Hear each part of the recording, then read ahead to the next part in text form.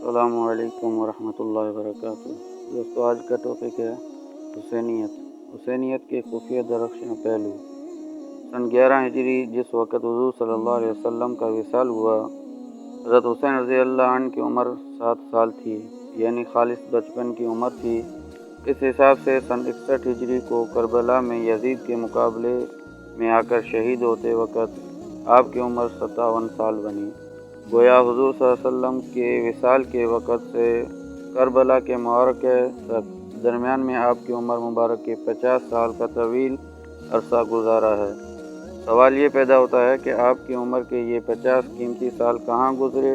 کیونکہ جب بھی حضرت حسین رضی اللہ عنہ کا ذکر ہوتا ہے تو یا تو آپ کے بچپن کا ذکر ہوتا ہے، مثلا حضرت حسین رضی اللہ عنہ کا نام خود حضور صلی اللہ علیہ وسلم نے تجویز فرمایا۔ حضرت حسین رضی اللہ عنہ ایک مرتبہ دوران نماز بحالت سجدہ حضور صلی اللہ علیہ وسلم کے کاندھے پر سوار ہوئے تو حضور صلی اللہ علیہ وسلم نے سجدہ طویل کر دیا۔ حضرت ابو بکر صدیق رضی اللہ عنہ فرماتے ہیں کہ میں نے دیکھا کہ حضور صلی اللہ علیہ وسلم نے حضرات حسنین کو کاندھوں پر بٹھایا ہوا ہے، تو میں نے کہا واہ کیا خوب سواری ہے۔ میری بات سن کر حضور صلی اللہ علیہ وسلم نے فرمایا یہ بھی تو دیکھو کہ کیا خوب سواریاں ہیں۔ حضور صلی اللہ علیہ وسلم نے ایک بار دوران خطبہ حضرات حسنین کو آتے دیکھا تو ممبر سے اتر کر دونوں نواسوں کو اپنی گود میں بٹھا لیا۔ یا پھر حضرت حسین رضی اللہ عنہ کی عمر کے آخری ایام کا ذکر ہوتا ہے کہ جب آپ یزید کے مقابلے میں میدان میں آئے۔ سوچنے کی بات تو یہ ہے کہ باقی کے پوری عمر جو آپ کی حیات مبارکہ کا 87% حصہ بنتا ہے، وہ آپ نے کہاں گزاری، کس کے ساتھ گزاری، کس کی ماتحتی میں گزاری، کس خلیفہ کی خلافت کے تحت گزاری، نمازیں کس مسجد میں پڑھی، کس امام کے پیچھے پڑھی، رشتہ کہاں کیا، آپ کی بہن حضرت ام کلثوم کے لیے آپ کے گھر بارات کس کی آئی، آپ کے دولہا بھائی کون بنے، دوستی اگر کسی سے کی تو وہ کون کون تھے، وظیفہ کس سے لیتے رہے، وزیر مشیر کس کے بنے، حضرت ابو بکر کے 2.25 سالہ مدت خلافت میں آپ کہاں تھے، حضرت عمر کے پونے 11 سالہ مدت خلافت میں آپ کدھر تھے، حضرت عثمان کے پونے 12 سالہ مدت خلافت میں آپ کہاں تھے، حضرت علی کے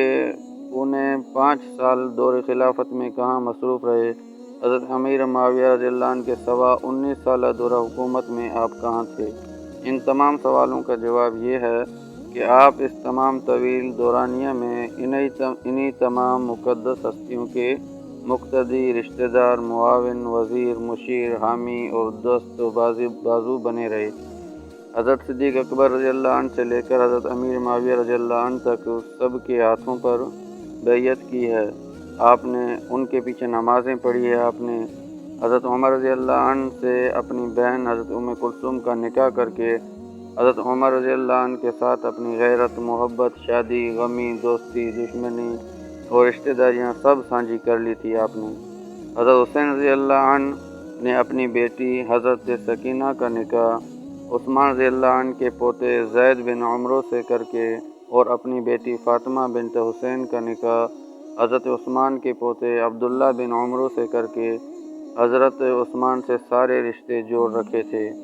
اسی طرح جب باغیوں نے حضرت عثمان رضی اللہ تعالی عنہ کے گھر کا محاصرہ کیا تو آپ نے حضرت عثمان کے گھر کی چوکیداریاں کی۔ یہ سب وہ حقائق ہیں جن سے حضرت حسین رضی اللہ عنہ کی پوری عمر کنایہ ہے،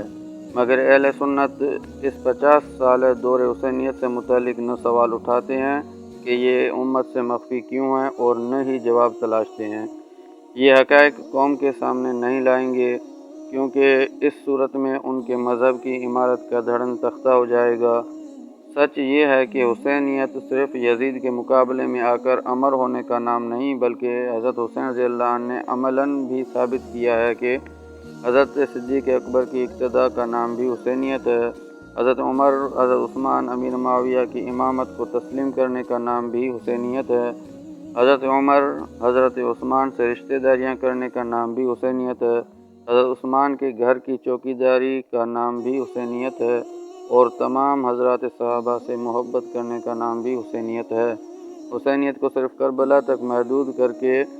حضرت حسین رضی اللہ عنہ کے 50 سال حیات مبارکہ کو چھپانے والا حضرت حسین کا دشمن تو ہو سکتا ہے، دوست کبھی نہیں ہو سکتا۔ محترم عزیز دوستو، یہ آج کا ٹاپک تھا۔ اللہ تعالیٰ ہم سب کو سمجھنے کی اور اس پر عمل کرنے کی توفیق عطا فرمائے۔ السلام علیکم۔